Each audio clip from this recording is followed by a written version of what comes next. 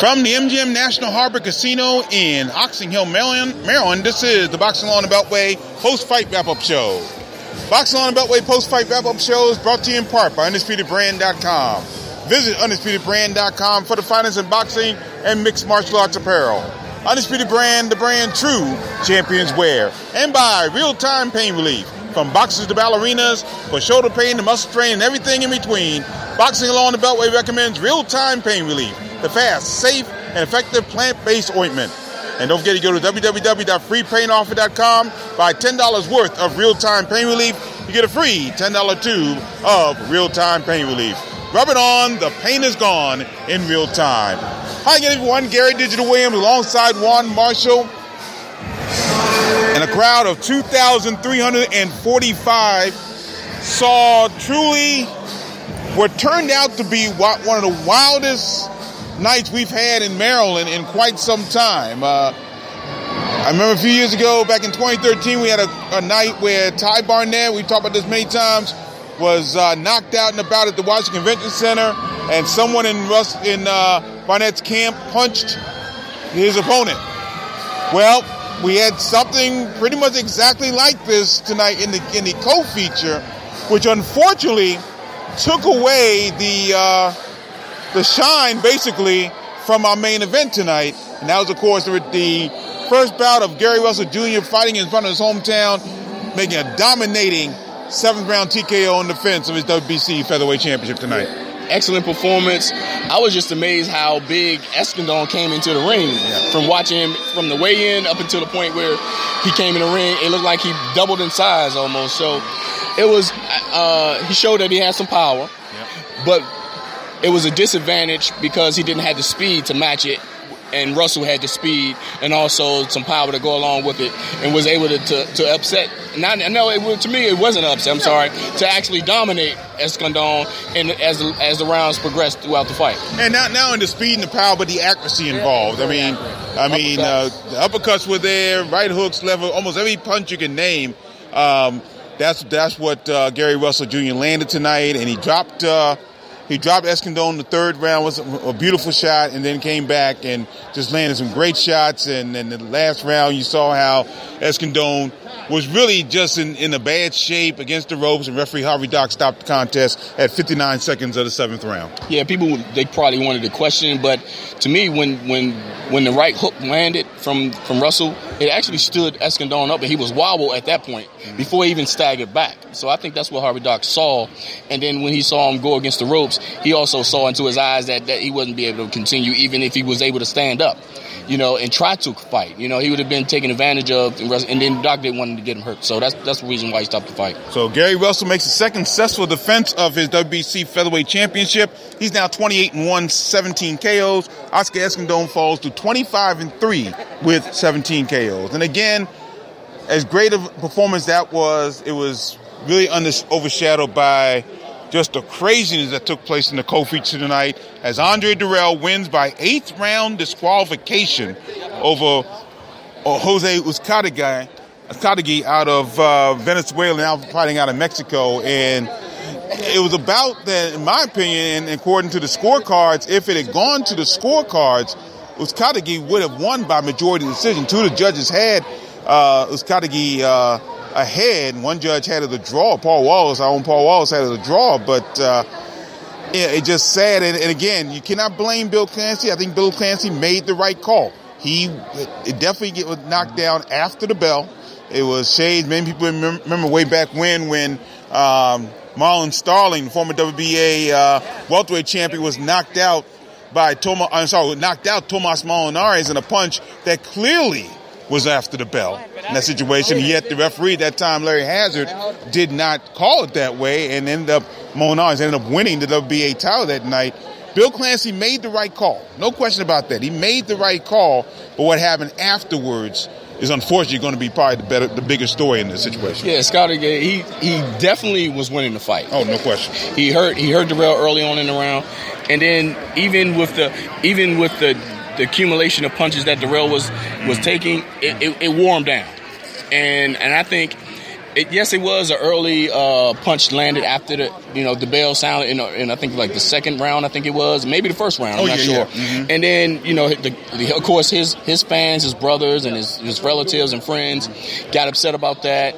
And then throughout the round, I guess the frustration of them watching Darrell not perform like they wanted him to perform, that built up in them. They were upset about that.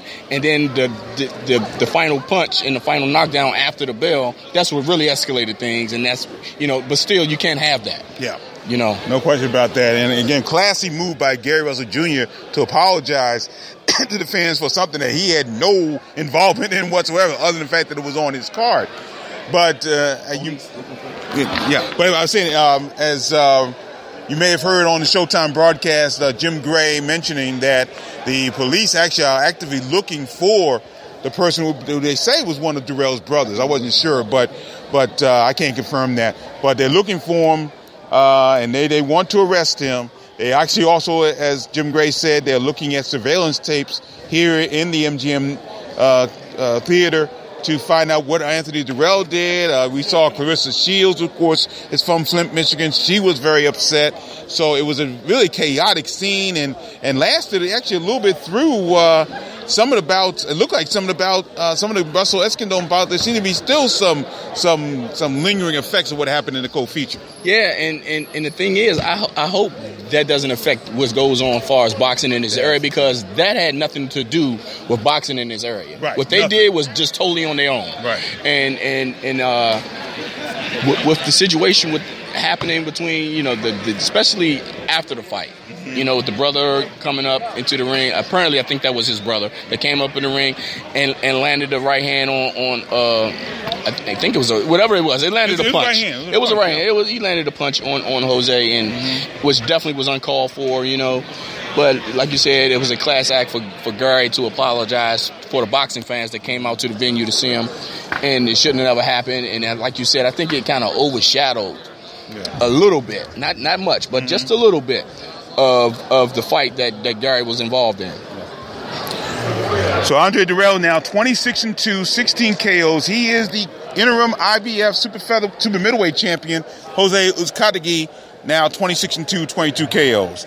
In our first televised bout tonight, Rances Barthelemy out of Havana, Cuba, won the number one contender spot in the WBA for the super lightweight division with a 12-round unanimous decision over Kiri Relic out of Belarus, out of Minsk, Belarus, and in a bout that I just thought personally the scoring of that bout was absolutely horrible. Yeah, Relic to me, he was outboxed early on in the round, but Bartholomew, he got out his game plan a little bit to allow Relic to come back and actually hurt him and put him down. Put him down, yep. Because Relic had a lot of power, and it was just the fast trigger of Bartholomew beating him to the punch with the jab that actually wore him down a little. But the fight was actually closer, much closer, like you said, than the score showed. Yeah, I actually thought Relic was winning the bout.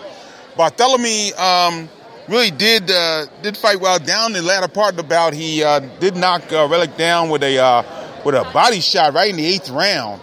Right at the end of the 8th round, and it was a good bout all the way around, really solid bout. But the scores once again: John Gradowski had about 116-110.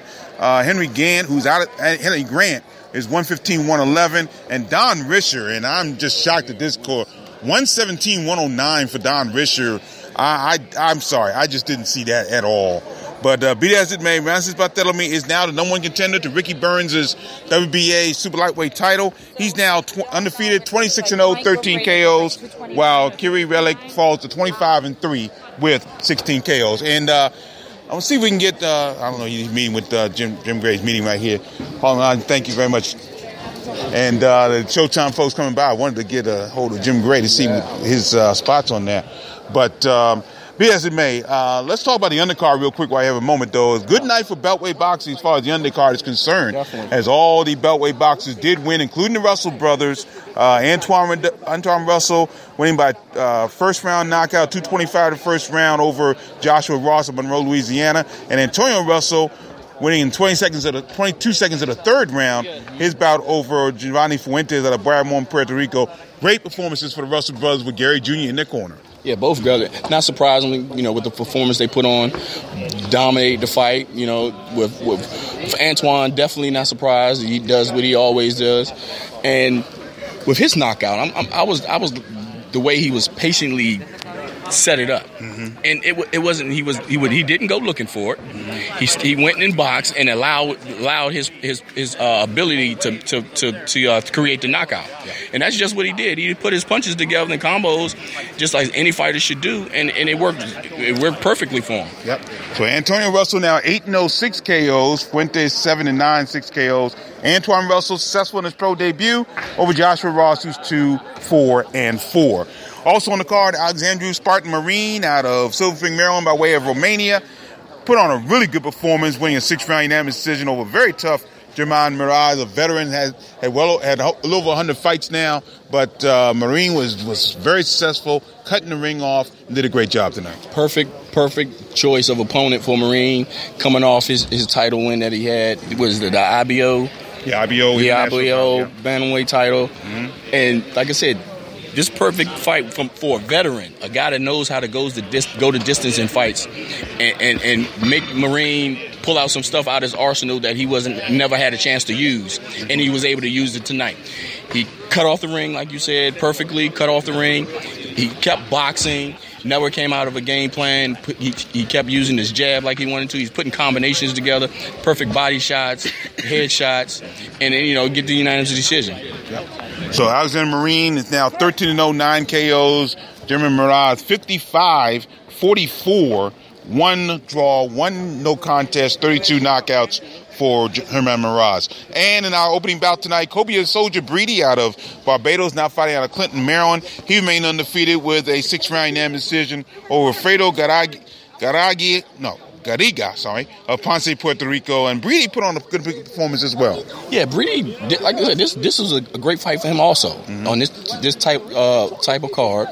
He needed a tough fight, to change and shift gears from fighting on local cards to tougher opponents on a big stage like today. Big, excellent platform for him to actually shift gears in the time point in his career, and he did well. Yeah. He had a fighter that brought it to him with some power, and he was able to dish it back. Yeah. Because it was points in my eyes where I saw that Breedy was losing some rounds, which I thought, but he wanted to pull the unanimous decision out. Yeah. Dave Braslow and John Gradowski scored about 59-55. Paul Wallace had it 58-56 for Breedy. He's now 9-0, 3 KOs, and Garriga is 3-7-1, 2 KOs. So that ends the card here tonight from National Harbor, and again, we've had 2 bouts, actually all 3 of the cards here, over 2,000, over 2,000 people. We had 2,345 here tonight, had about 2,600 or so on April 14th, and of course a huge crowd here for the Lomachenko Souza fight in early April as well. So again, hopefully what took place here tonight, especially in the co-feature, will not overshadow how great things have been for Maryland and for the Beltway with the cards here at the MGM National Harbor. I think, again, these weren't Beltway fans involved. There were a lot of people from out of town who had bigger stake in the situation, and I really don't think it should reflect on what Maryland has been for the last few months now. Yeah, definitely 2017, the beginning of 2017, Maryland has definitely made a solid stand for boxing, with the MGM being here, and also they've been consistent, and bringing the big time networks here, and also championship bouts, excellent championship bouts. Right. And after this date, we're going to see how they recharge and how they reload and try to do it again. Right. No question. And keep it consistent.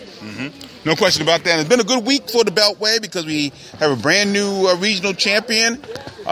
We have Demetrius Ballard win the WBC USNBC Super Middleweight Championship early this week at Casino del Sol in Tucson, Arizona. Undefeated, a unanimous decision win on that one. Of course, Joshua Davis with a big win Friday night, at the 2300 Arena in Philadelphia, Pennsylvania, over Carlos Rosario. Juan Rodriguez following a unanimous decision there. Of course, hopefully looking for updates from North Carolina with some good bouts there. Chop Corley taking on Vivian Harris, Eric Hernandez. They're both going after UBF titles. Should be interesting to see what happens. And Jordan White in Laredo, Texas, as well. So that should be interesting as well. So we'll see what happens here. And of course, our next bout will be at Rosecroft Raceway, right up the road, 2 miles from here, on Saturday, June 3rd, for the King's Motions card. Justin Hurd on that card, Michael Fox, Luther Lights Out Smith, Marcus Bates, Greg Outlaw, Tariq Irby, Jordan Kidd Peters, and the debut of Malik Lofton, all scheduled for that card. That's Saturday, June 3rd from Rosecroft Raceway in Fort Washington, Maryland. We'll have the live coverage of that call right here on the Box Stolen Beltway Google app for Android. And of course, this week we'll also list the names of the Junior Olympics champions from the PVA who will be heading to the regionals coming up next month. So we'll see what happens there in May as well. So that'll do it here from the MGM National Harbor Casino in Oxon Hill, Maryland, for our TGB Promotions card. And we thank you all for joining us. Hope you all enjoyed the card here. Box on Beltway Post-Fight Wrap-Up Show brought to you in part by UndisputedBrand.com. Visit UndisputedBrand.com for the finest in boxing and mixed martial arts apparel. Undisputed Brand, the brand true champions wear. And by Real Time Pain Relief. Rub it on, the pain is gone in real time. For Juan Marshall, I'm Gary Digital Williams saying so long from the MGM National Harbor Casino in Oxon Hill, Maryland. And always remember to keep supporting the best boxing in the world, the boxing along the Beltway. Thanks for listening. Take care.